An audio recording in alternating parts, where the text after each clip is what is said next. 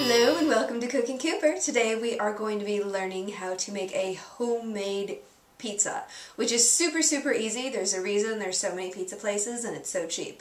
But making it at home is going to make it healthier, make it more delicious, make it more custom, and I am sure you're going to love the recipe.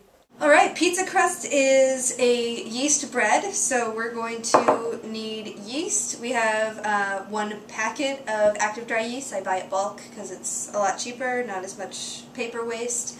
So 2 teaspoons of your yeast and 1 teaspoon of sugar, raw organic sugar, and then 1 cup of very hot water. We want this water to be about 115–120 degrees Fahrenheit. So nice super hot water. And we're just going to stir this up. And we want it to sit for about 10 minutes. So we'll come back in about 10 minutes and see how it looks. In the meantime, we will preheat the oven to about 450 degrees. So we want to use a greased baking sheet. If you have a pizza pan, you can totally use that. I just don't have one, so I just use my plain old cookie sheet. So we just want to grease that up. Lightly greased, you don't have to go too crazy. And I like to add, for a little extra crunch and flavor, just sprinkle a little cornmeal for the bottom of our crust. So this is what your yeast, sugar, warm water mixture should look like after 10 minutes. Nice and fluffy and gooey. So our yeast mixture ready, we are going to add 2 tablespoons of olive oil to that mixture. Get that in there. And then we are going to add that to our flour, which I've already put in this nice big bowl that's going to be easy to stir. And this is 2½ cups of all-purpose flour. You can use a white wheat mixture if you want, or you can just use non-bleached white flour. Either works. And we're just going to start stirring this. And of course, don't forget your salt. Always need some salt. 3/4 teaspoon should be fine. If you just want to do a full teaspoon, that's totally cool too. And we're going to start mixing this. Alright.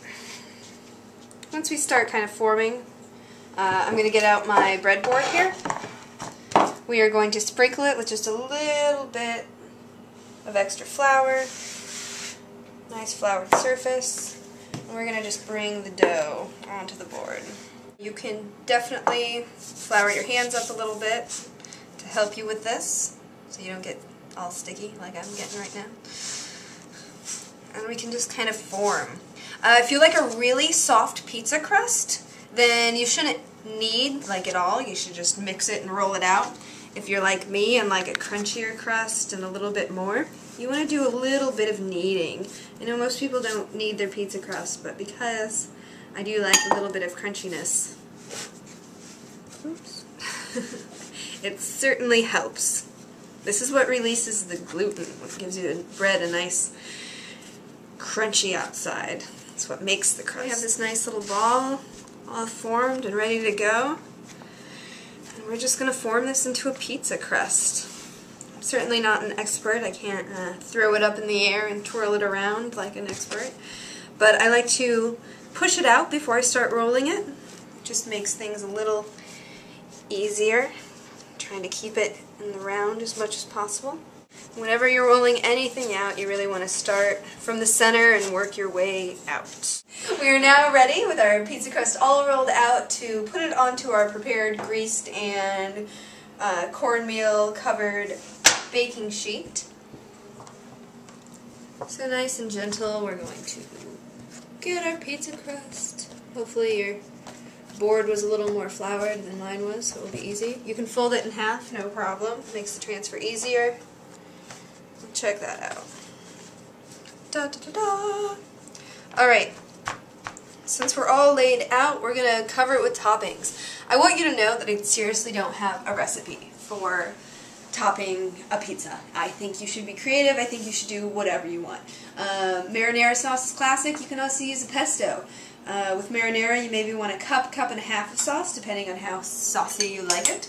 Pesto, you want a little less. It's stronger. My husband absolutely loves it when you use pesto and red sauce. It's like super special night when that happens. So keep that in mind. And just spread it on there. I'm going to add some fresh herbs. I love fresh herbs on pizza. That's what we usually do, is just fresh herbs and sauce and cheese. This is some oregano that literally came off of my oregano plant 5 minutes ago. So, fresher the better.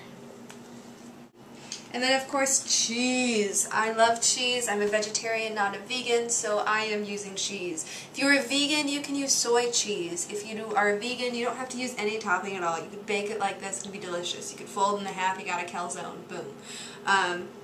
But I'm using cheese because I really like cheese. So here we've got about 2 cups, maybe a little more of cheese. Again, this is all your preference. What do you like? Are you a cheese fan? Put a lot. Get creative. You don't have to use the classic mozzarella. You can use whatever you want. And there you go. There is our pizza ready to go in the oven. And we are going to put it in the oven and bake it for about 15 to 20 minutes. So here's our done pizza. It's a little more done than I would usually do it, but it is definitely done. My oven is really hot, so it certainly doesn't take the full 15 to 20 minutes. I usually bake it for maybe 12, 13. And so really get to know your oven. The more you use it, the more you will know. You want to let your pizza sit for about 5 minutes before you try to cut it up, just to let it cool off, let it settle a bit. And that's when I like to sprinkle on my fresh herbs on top. So here's a little more oregano. Absolutely delicious oregano. And that's it. It was that easy. Pizza at home is super easy. You're going to save money, and you're not going to eat a bunch of crap that you get from pizza chains, so keep that in mind.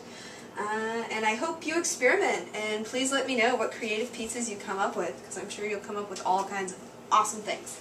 And thank you for watching Cooking Cooper. I hope you enjoyed it. Please leave a comment or a suggestion, and please subscribe to the video.